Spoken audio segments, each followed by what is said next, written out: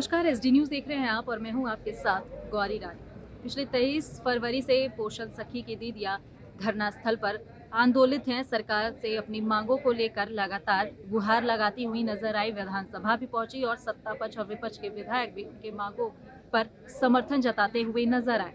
लेकिन सरकार ने साफ तौर पर यह क्लियर कर दिया है कि इनका जो मानदेय है वह दे दिया जाएगा, लेकिन इनकी नियुक्ति रहेगी या नहीं, इस पर संशय अभी भी बरकरार है। और इसी नाराजगी पर पोषण सखी की जो दीदियां हैं वह आज नारेबाजी करती हुई नजर आई। सड़क पर सरकार के खिलाफ नारेबाजी करती हुई नजर आई, तो वहीं मंत्री जोबा मांझी के खिलाफ भी नारेबाजी करती हुई नजर आई। बहरहाल पोषण सखी की दीदियों का कहना है कि उन्होंने सरकार से वार्ता किया है और सरकार का साफ कहना है कि आप पोषण सखी का काम छोड़ें और कोई और रोजगार को देखें।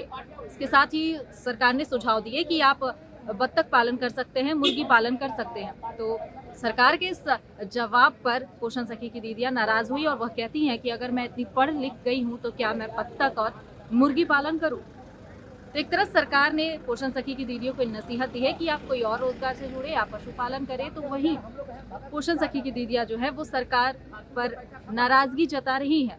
हालांकि सत्ता पक्ष और विपक्ष के भी विधायकों से हमने बात करने की कोशिश की कि आखिर पोषण सखी की दीदियों की जो मांग है उसको वो कैसे देखते हैं और सरकार जो सुझाव दे रहे हैं, सरकार के सुझाव को वो कैसे समझते हैं।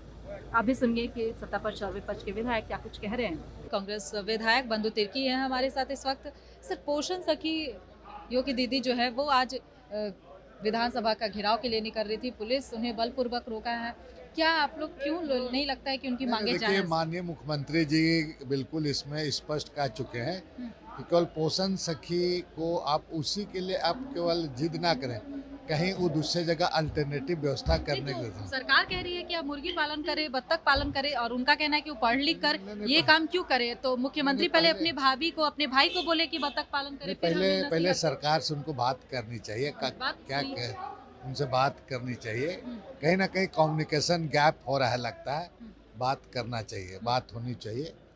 और कुछ राज्य सरकार को भी कुछ अल्टरनेटिव व्यवस्था उनके लिए सम्मानजनक अल्टरनेटिव व्यवस्था करनी चाहिए। क्योंकि राज्य के ही हैं, हमारी बहनें लोग हैं, सम्मानजनक जिसको कहा जाए। और इस पर मुख्यमंत्री को भी सहानुभूतिपूर्वक विचार करनी चाहिए। सखी मामले पर हम बात करेंगे। हमारे साथ इस वक्त बात करने के लिए बीजेपी विधायक रणदेव सिंह सर।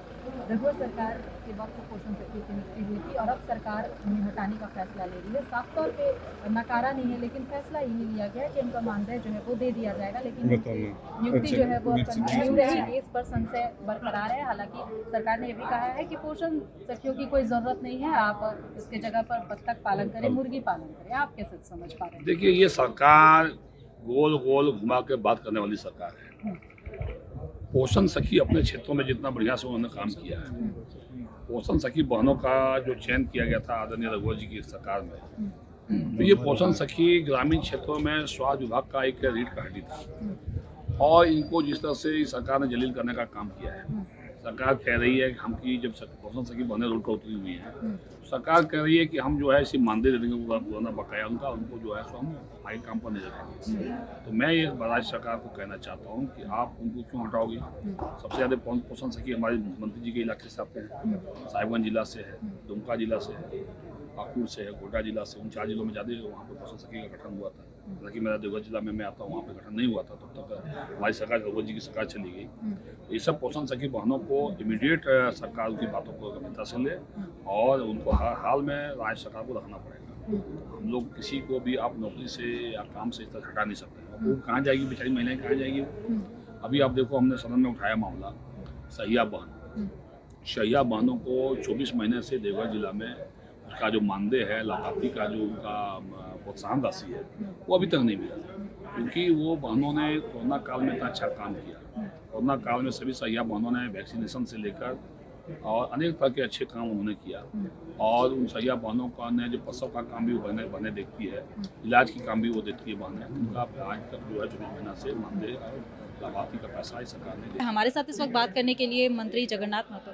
पोषण सखी का सर क्या मामला है, क्यों उनके मामले को इस तरह टाला जा रहा है? पोषण सखी का हम लोग धरना समाप्त करने के लिए कहा। ये भारत सरकार की मामला है, ये लोग समझ नहीं रहा है।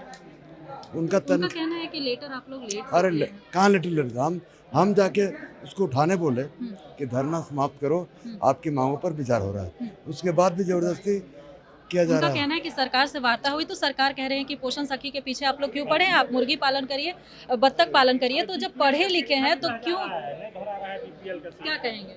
क्या रोजगार के लिए बत्तख पालन, मुर्गी पालन अरे करने वो के लिए तो पोषण सरकार की योजना है, ये सरकार की योजना है, उसके भारत सरकार की मामला है, हम लोग पत्राचार कर रहे हैं, जो आएगा उस पर विचार करेंगे। के साथ बात करने के लिए कांग्रेस विधायक राजेश कश्यप हैं। सर, पोषण सखी जो है 10,000 से ज़्यादा तादाद में जगन्नाथपुर मंदिर के पास इकट्ठा हुई मांगों को लेकर, लेकिन सरकार कहती है कि आप पोषण सखी का काम छोड़े और बत्तख पालन, मुर्गी पालन करें।